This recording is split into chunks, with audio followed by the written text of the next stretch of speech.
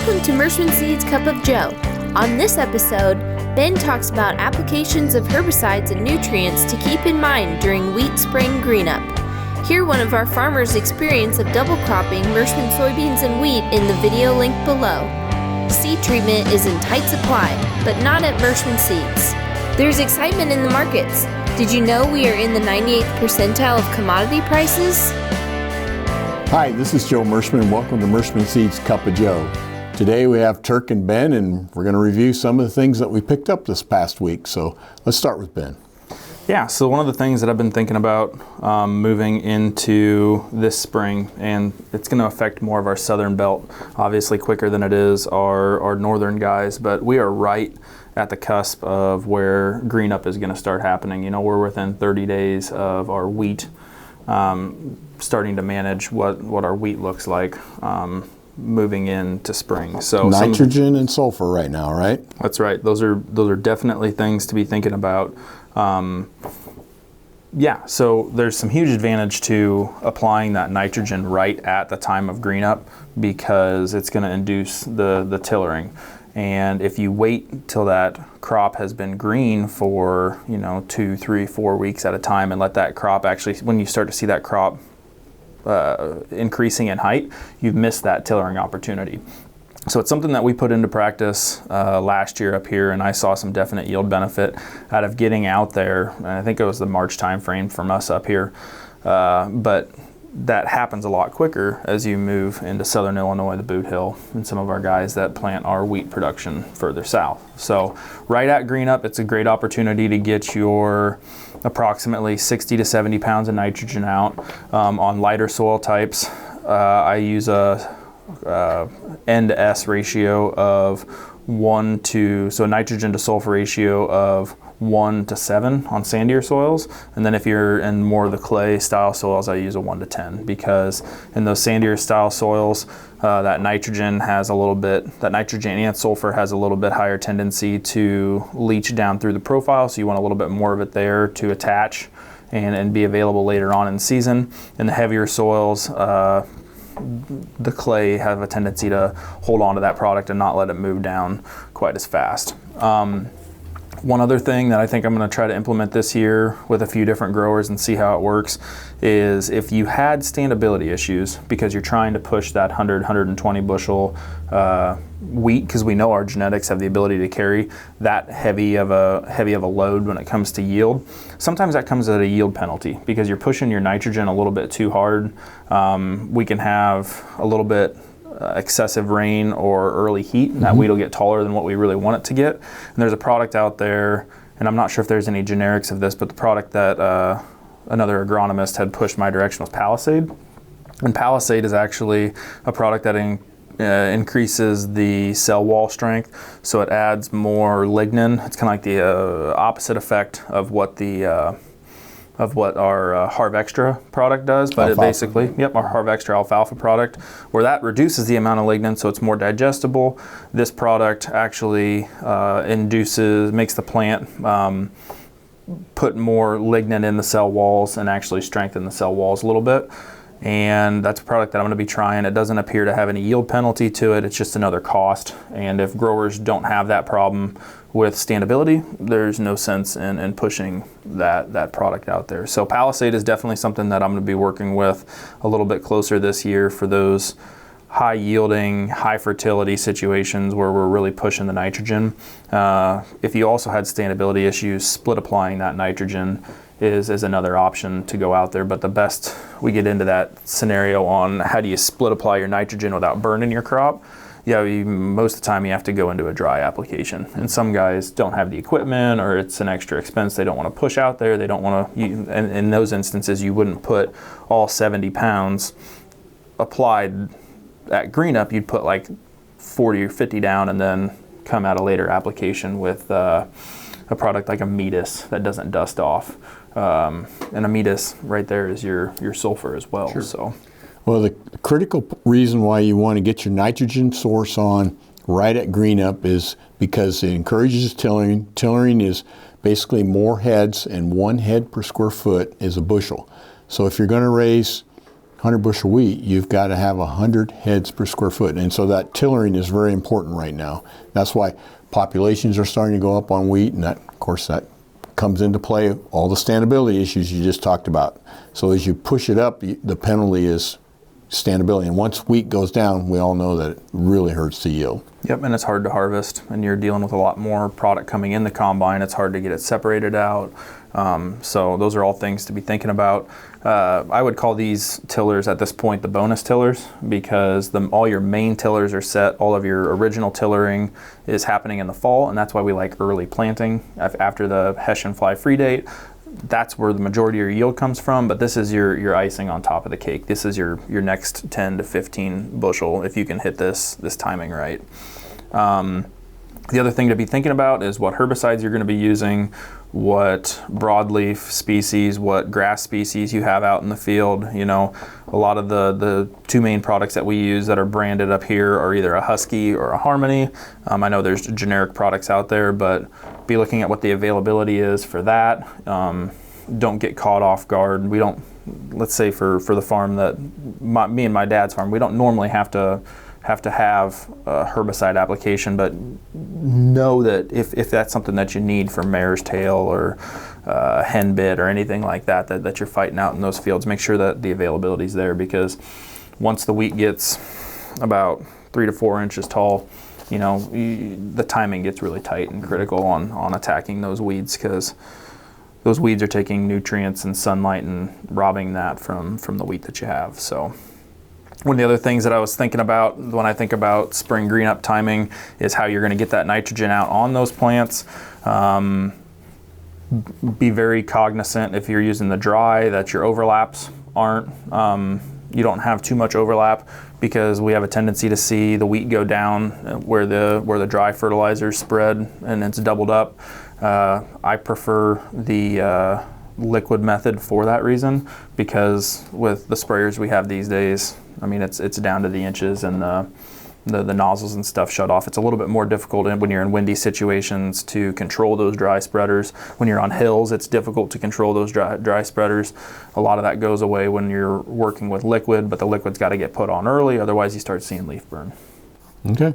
So some of the things I've been thinking about, boron is also another nice one to throw in there on your sandier soil types, because in wheat and corn, all grain crops, boron and sulfur are typically our when you're pulling leaf samples, you're always going to see deficiencies in those two categories because they're leachable.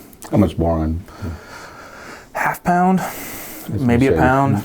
You don't want to get too much boron out there, and boron's a good one that you can get in solution that mixes well. I mean, nitrogen, sulfur, and boron, you can get those in solution pretty good. It's a little bit more difficult when you're working with the dry system. Nope.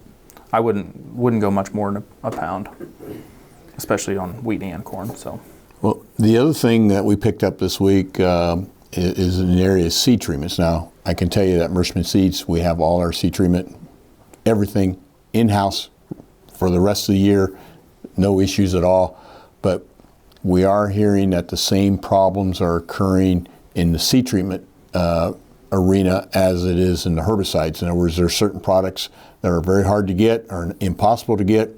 So depending upon what your plan was for your seed treatment, if you're doing it yourself or downstream or whatever, better double check your sources and make sure they've got exactly what you want. If you're buying it from Merschman Seeds, it'll all be there exactly as advertised. We improved it again this year with an additional fungicide, which is helping on those unique strains of Pythium that are out there that the old standard seed treatment is not holding up as well, and then also improving our Phytophthora seedling in performance. So we got you covered on Merschman Seed side. Just thought I'd give a tip to some of the farmers that are doing downstream treating or whatever. Just might want to knock on the door and ask them if they got everything in place. So it sounds a lot like the when we had Joe Sinclair on, a year ago when we were talking. There's going to be a lot of just-in-time delivery. So making sure that you're on that front side is going to be a good thing. Yeah, and as we know, the stand is the first step to higher yield, and seed treatments are critical now, particularly with the everybody's planting as early as they possibly can, to get the maximum yield. So just another thing that you have to worry about, unfortunately. Yep. But not for Merschman Seeds. Just like everything else, you need to be thinking about the markets for this year or this week. It was a wild week again, and nothing new. We've been talking about the volatility in the marketplace and everything that's going on, but USDA come out with their report this week, and it was kind of just a ho-hum report. But the market mover was the South American or Brazilian COAB released their production numbers, and they dropped them significantly, more in line with what private analysts were saying, or what probably is in the marketplace already. But nobody's taking the numbers that USDA has right now seriously, because they still believe that they're way too high, and they're just kind of inching them down a little bit as we go. But moved the market a lot this week. Had a wild day on Thursday, 67-cent trading range on Thursday, but did settle off the lows and then turned higher again in the overnight trade and on Friday. So still had a positive for the week. Beans were up significantly for the week, and corn. Also, the new crop discovery period, if we would had to do the pricing today for new crop, you'd be $5.85 on new crop corn and $14.07 on new crop beans. Now what was my numbers that I forecast at the beginning of the year? Let's go back and $6 corn and $15 soybeans off the combine. So stay tuned.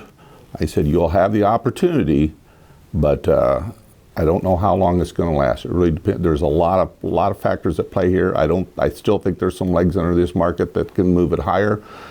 I don't think it's going to go down significantly. We could see a dollar correction before we turn around and went the other way again. It wouldn't surprise me one bit. But it's volatility and no place for the weak of heart. But get your plan in place, I guess, for this new crop, especially if you got old crop.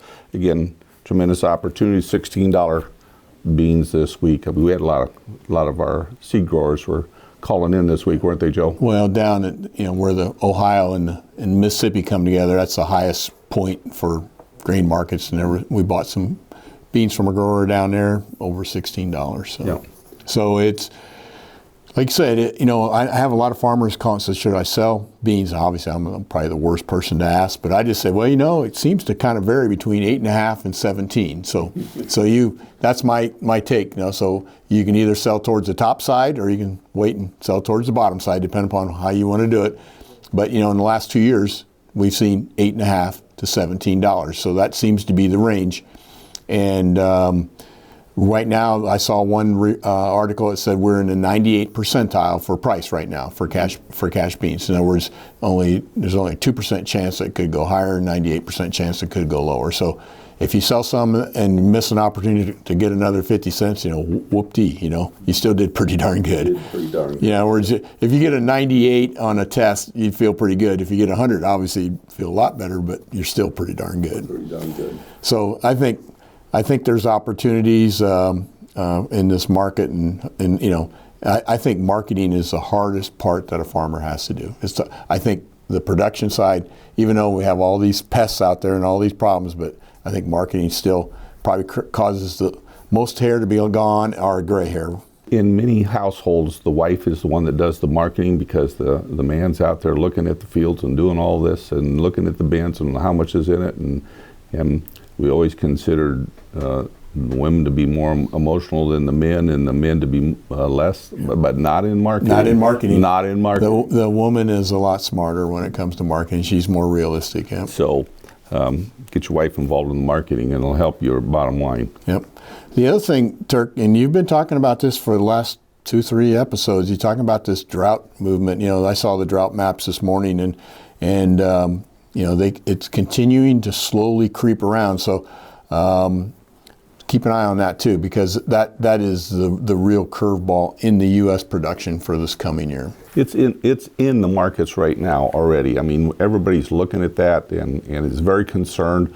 The drop in the South American production estimates this week is equal to 13 million acres of soybeans in the U.S. So it's a big number. And so we can't afford to have any kind of a yield reduction this year, and they're not forecasting one, but we need this drought to go away, and until we see that happen, I don't think we're going to see the markets fall off much. Well, we're all supply siders, aren't we? What about the demand side? You've got some news this week on the demand side too, right? Yeah, well, not only in exports, but the exports markets are heating up as well. This is that time of year. But there was another renewable diesel plant announced in South Dakota, and the unique part about this one is a multi-seed crush plant. And it's going to go in Mitchell, South Dakota, and it has the ability to crush both soybeans and sunflowers. And I found it interesting, and did not know this, that you can get twice as much oil from an acre of sunflowers as you can soybeans. So it makes a lot of sense, and it's going to be a really good thing. And that plant was announced by the South Dakota soybean processors. It's a co-op and farmer owned, and so. We had one a couple weeks ago in Nebraska, now one in South Dakota. We've got the one up at Shell Rock, Iowa, and then there's some other plants already starting to produce already. Everything going mostly to the west to California for their mandates that they have about diesel fuel and trucks. This plant's right on a rail line too, so it seems to be a common denominator on these new plants. So, and they take millions of bushels to run them, don't they? So those are all factors that are going to come in to keep agriculture strong. Yep. Well, Monday is Valentine's Day. Don't forget, guys. Okay, it's your last chance. Last chance. Okay, I got a couple things for the corny joke, and first one, I think I've had a pickle joke before, so this will be a second one here. How do pickles celebrate their birthday? How do pickles celebrate their birthday? They relish it. Okay. All right, this one here. This is the one on Valentine's Day that'll make you a big hero. Come on, Ben. That's terrible. This will make you a big hero, okay, with your wife or your significant other. You tell her this. Knock, knock. Who's there? Who's there? Sherwood. Sherwood who? Sherwood like to be your Valentine. Aww. There you go.